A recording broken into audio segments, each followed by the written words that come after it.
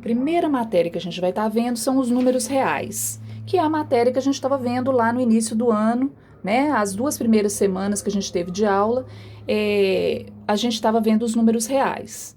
Nos números reais, o primeiro conjunto aí que a gente vê são os números naturais. Só relembrando rapidinho, todo mundo já sabe, mas vale a pena lembrar, os naturais são representados pela letra N e são todos os números que a gente usa para contar as coisas, eles expressam o resultado de uma contagem, né? Então começa do zero e não tem fim.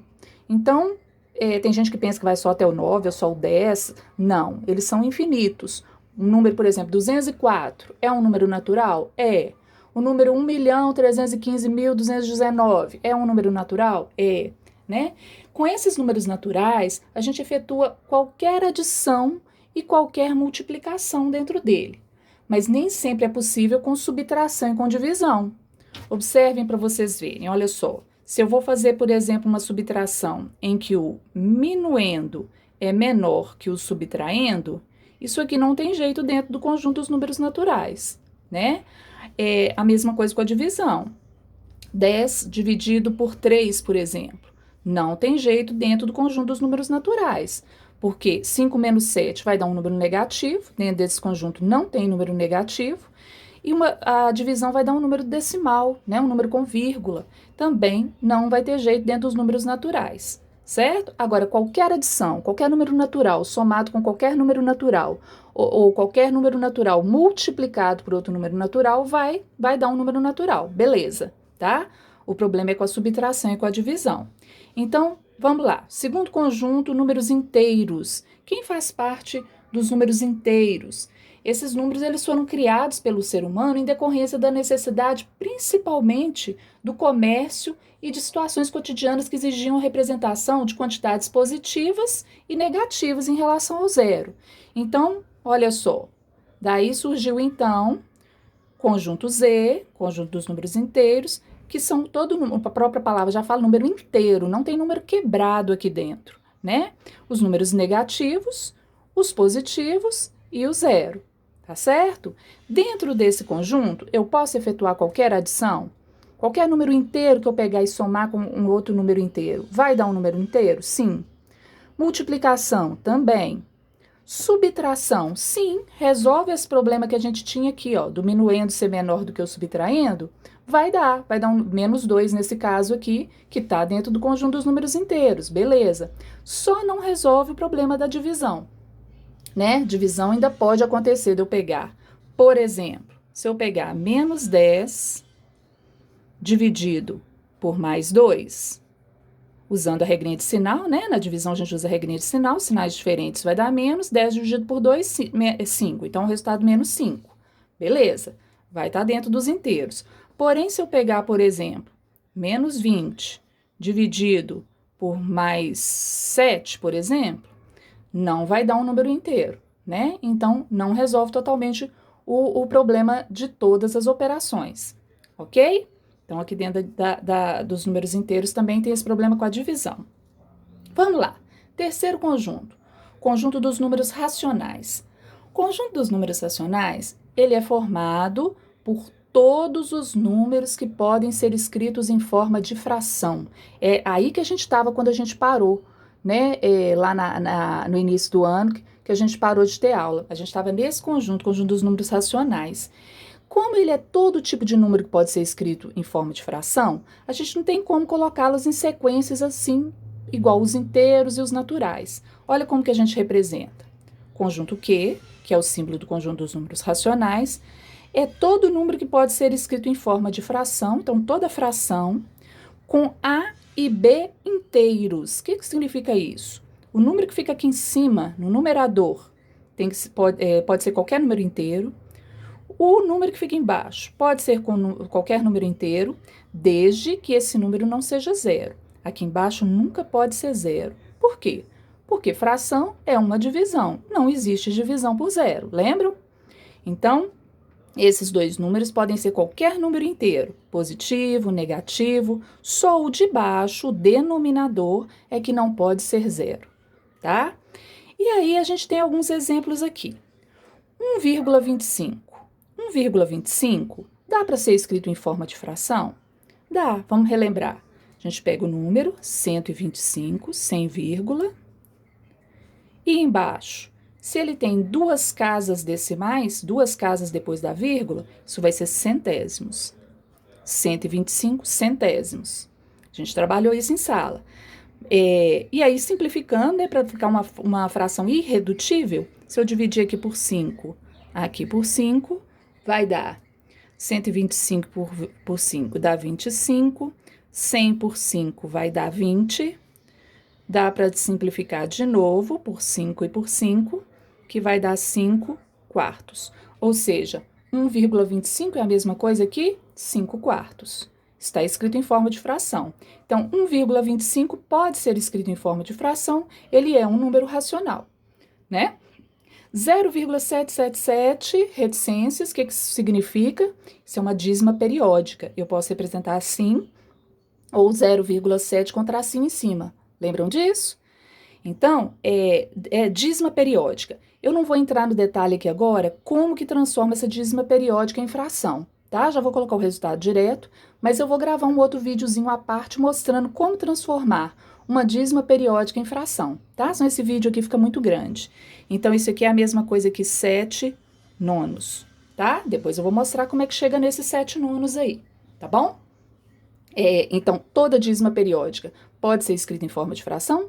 Pode. Então, toda dízima periódica é um número racional, certo? Então, decimais finitos, né, que não tem pontinho aqui, não é dízima, decimais finitos são racionais, dízimas periódicas são racionais. Um número inteiro negativo, menos 13, pode ser escrito em forma de fração? Pode, por exemplo, menos 13 sobre 1, ou menos 26 sobre 2. Tem várias formas aqui, infinitas formas de representar esse menos 13 em forma de fração. Então, o menos 13 é um número racional? É um número racional, porque ele pode ser escrito em forma de fração. Menos 0,75, pode também? Pode, mesmo processo lá do decimal lá de cima, só que esse decimal era positivo e esse é negativo. Menos 75, duas casas depois da vírgula, centésimos. Eu simplificando aqui por 5, isso vai dar menos 15 vinteavos. Simplificando de novo por 5, vai dar menos 3 quartos. Ou seja, menos 0,75 é o mesmo que menos 3 quartos. Pode ser escrito de forma de fração, então esse número é racional. Aqui, coloquei esse número, isso aqui é uma dízima periódica? Não, não é uma dízima periódica. Observe que não tem reticências, não tem aqueles 3 pontinhos, nem o tracinho em cima. Então, isso é um decimal finito. Coloquei esse exemplo aqui porque isso aqui costuma pegar muita gente, viu? Achar que isso é uma dízima. Isso não é uma dízima. Como que eu represento em fração? 666, quantas casas depois da vírgula? 3. Então, milésimos, certo? Simplifico, dá por 2, que vai dar 333 500avos, ok? E 1,8, 18 décimos. Simplificando, vai dar 9 quintos. Então, todos esses exemplos aqui, todos esses, são exemplos de números racionais. Por que eles são racionais? Porque eles podem ser escritos em forma de fração.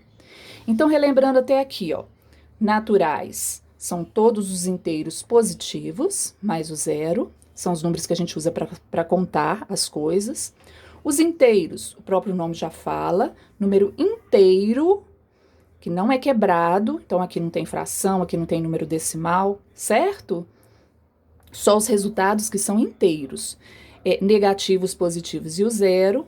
E nos racionais, são todos os números que podem ser escritos em forma de fração. Lembrando que esse número de baixo, o denominador, nunca pode ser zero, certo? Só um detalhezinho aqui. Aqui eu mostrei como transformar o número na forma decimal para fração. Só relembrando aqui, se eu quiser o contrário, como é que eu transformo uma fração em decimal?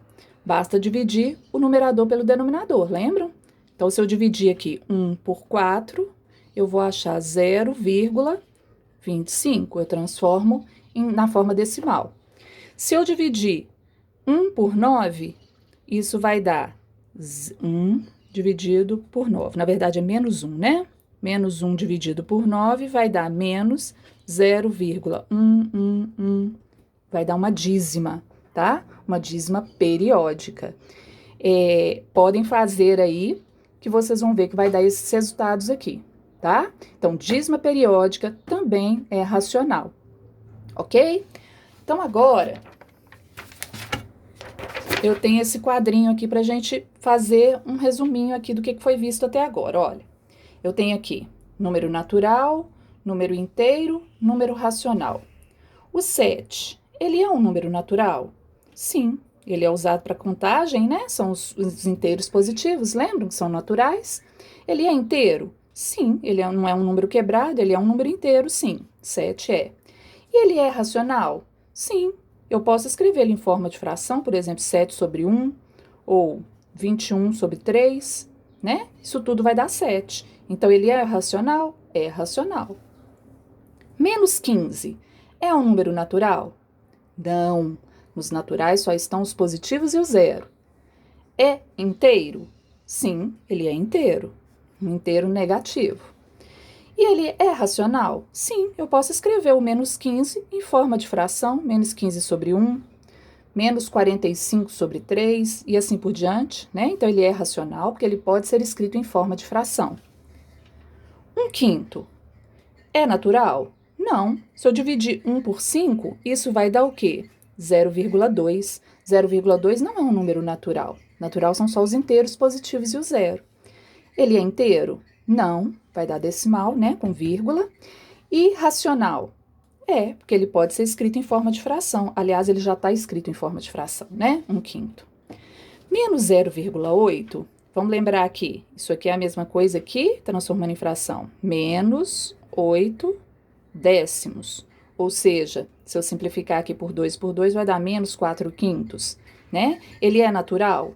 Não, não é natural. Ele é inteiro? Não, ele é fracionário, né? Ele é um número quebrado, vai dar menos 0,8. E ele é racional? Sim, porque ele pode ser escrito em forma de fração. Aqui, o que é isso 2,3 com esse tracinho em cima mesmo? Isso é uma dízima, que vale 2,333 e assim por diante, tá? Ele é natural? De forma alguma. Ele é inteiro? Não, ele é super quebradinho. E ele pode ser escrito em forma de fração?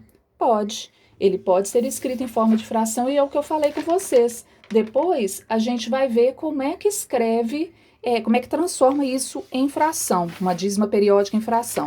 Isso aqui vai dar menos não, ele é positivo, 7 terços. Essa dízima corresponde a essa fração, tá? Eu vou mostrar para vocês como é que transforma, como é que chega nisso aqui. Vai ficar para o próximo vídeo, tá? Mas aí, em resumo, ele é natural? Não. Ele é inteiro? Não. Ele é racional? Sim, ele é racional porque ele pode ser escrito em forma de fração, ok? Agora é o seguinte, vou pegar aqui, vamos para o próximo conjunto, que é conjunto dos números irracionais. A própria palavra já fala, irracional é o contrário de racional, tá? Quem são os irracionais? Os números irracionais são todas as dízimas não periódicas. Esses números não podem ser escritos sob a forma de fração. Ou seja, gente, um número irracional não é racional. Se ele é racional, ele não é irracional. Se ele é irracional, ele não é racional, tá? Não pode fazer parte dos dois ao mesmo tempo. E aí, o seguinte, observe os exemplos. Eu tenho aqui raiz quadrada de 9. Qual que é a raiz quadrada de 9? É 3. Por que é 3? Porque 3 ao quadrado vai dar 9. O 3 repetido 2 vezes, 3 vezes 3 vai dar 9. Raiz cúbica de 125 é 5. Por quê? Porque 5 ao cubo vai dar 125. 5 vezes 5 vezes 5 dá 125. Raiz quinta de menos 32 é menos 2. Por quê? O menos 2 elevado à quinta potência, menos 2 vezes menos 2 vezes menos 2 vezes menos 2 vezes menos 2, 5 vezes, vai dar menos 32. Mas e se eu quiser raiz quadrada de 6? Que número que elevado ao quadrado vai dar 6? Aí eu posso pensar, o 2 ao quadrado dá 4. O 3 ao quadrado já vai dar 9, passa do 6. Então, tem que ser um número entre 2 e 3, ou seja, maior que 2, menor que 3. Vai ser 2, alguma coisa, certo? Então, se tem que ser maior que 2, menor que 3, vamos pensar. 2,1. O 2,1 duas vezes, 2,1 vezes 2,1, dá 4,41. Eu quero que dê 6. Aí eu vou aumentando. 2,2 vezes 2,2 vai dar 4,84. 2,3 vezes 2,3 vai dar 5,29. 2,4 vezes 2,4, 5,76. 2,5 vezes 2,5, 6,25. Passou, porque eu quero que dê 6. 6,25 já é maior. Então, vocês concordam comigo que tem que ser um número entre 2,4 e 2,5? Ele tem que ser maior que 2,4, porque com 2,4 deu menos que 6, deu 5,76, e com 2,5 já passou, deu 6,25. Então, tem que ser um número maior que 2,4 e menor que 2,5. Então, se tem que ser maior que 2,4, que ó, tem que estar entre 2,4 e 2,5. Eu vou pegar 2,41. 2,41, ele é mais que 2,4, mas ele está abaixo de 2,5, né? Então, 2,41 vezes 2,41 está dando 5,80. 2,42 vezes 2,42, 5,85. 2,43 vezes 2,43, 5,90. 2,44 vezes 2,44, 5,95. 2,45 vezes 2,45 já deu 6,0025. Passou de 6. Ou seja, a raiz quadrada de 6 tem que estar entre 2,44 e 2,45. Maior que 2,44, menor que 2,45. Então, eu vou tentando de novo. 2,441 vezes 2,441, 5,958. E assim, gente, eu posso ficar minha vida inteira e tentando aproximar o mais próximo de 6, mas eu nunca vou conseguir exatamente 6. Vai dando uma dízima, um número, né, infinito, e cada hora, cada hora vai dar um algarismo diferente. Olha aí a raiz quadrada de 6. Se você apertar lá na calculadora, vai dar esse númerozão aí, ó, que é uma dízima infinita e não periódica. O que quer dizer não periódica? Cada hora é um número diferente. Não é igual lá na dízima periódica que fica o mesmo número sendo repetido, tipo 0,77777. Isso é periódica. Essa aqui é não periódica. E que símbolo é esse aqui? Isso aqui é o aproximadamente. Raiz quadrada de 6 é aproximadamente esse número. Por que não é igual? Porque não é exato, né? Então, é aproximadamente isso aí. Então, ó, o resultado é uma dízima não periódica e esse número, a raiz quadrada de 6, é um número irracional. Não tem jeito de escrever em forma de fração essa dízima aqui, tá? Essa dízima é impossível de escrevê-la em forma de fração, tá certo? Então, quem são os números irracionais? São todas as dízimas não periódicas. Não periódicas, tá certo? E os exemplos mais fáceis disso são as raízes que não são exatas. Então, por exemplo, raiz quadrada de 9 é irracional? Não, porque ela vai dar exata, ela dá 3, então ela é racional, certo? Agora, as dízimas que não são exatas, tipo raiz de 6, raiz de 7, raiz de 10, tá? Esses números não são não são exatos, vão dar dízimas não periódicas, tá? Outros exemplos de números irracionais. Então, tem aqui, ó, olha essa dízima. Se olhando rápido, parece que ela é periódica, mas não é, olha, 0, 10, depois é 100, depois é 1000, tá? Isso é uma dízima não periódica, ela é irracional. Raiz quadrada de 10, se você apertar lá na calculadora raiz quadrada de 10, vai aparecer esse númerozão lá. É uma dízima não periódica. 3,16, 22, papapá, tá? Então, aproximadamente. Não é exata. Raiz quadrada de 5, raiz quadrada de 6, raiz quadrada de 8, raiz quadrada de 3 décimos, raiz cúbica, não vamos pensar só nas quadradas, né? Raiz cúbica de 2, ou seja, não tem nenhum número que é elevado ao cubo dá 2, nenhum número que é elevado à quinta potência dá 9, nenhum desses aqui, ó, são exatos. Agora, raiz quadrada de 25 é exata? É. Raiz quadrada de 25 é 5. Então, esse aqui é racional, não é irracional, porque esse aqui dá exato. Entendido? E um outro exemplo que sempre aparece para a gente é o π. O que é o π? Π é o número que equivale também a uma dízima não periódica. O seguinte, descobriu-se, né, que todo círculo, quando você pega um círculo, pode ser ele pequeno, pode ser ele grande, essa medida aqui, ó, o comprimento da circunferência, isso aqui é a medida, é o comprimento da circunferência. Se você medir esse tamanho e dividir pelo diâmetro é aqui 2 vezes o raio, né? Passando pelo centro aqui. Se você pegar o tamanho da circunferência e dividir pelo tamanho do diâmetro, em qualquer círculo, gente, qualquer, se você pegar um grande, um pequeno, um médio, não importa, sempre o resultado dessa divisão vai dar aproximadamente 3,14, tá? Qualquer tamanho. Então, seja ele pequeno, seja ele grande, tá? Se você pegar, por exemplo, a tampa de uma lixeira, mede aqui o comprimento da circunferência aqui e divide pelo tamanho do diâmetro. Você vai achar aproximadamente 3,14. Por causa disso, esse número ficou famoso, deram um nome para ele de π. E se você for continuando a divisão, continuando, nunca vai dar exato e vai dar uma dízima não periódica. Então, π é um exemplo de um número irracional, porque é uma dízima não periódica, né? Não tem jeito de escrever em forma de fração, certo? Então, gente, até aqui, olha só, naturais, todo mundo lembra, são os inteiros positivos mais o zero. Inteiros é o conjunto Z, que são os negativos, positivos e o zero, inteiros. Os racionais, todos que podem ser escritos em forma de fração. E os irracionais, que são as dízimas não periódicas, tá claro? Então, com isso aí a gente fecha. Então, quem são agora os números reais? Os números reais é a união dos racionais com os irracionais. Como assim? Olhe pelo desenho aqui que vocês vão entender direitinho.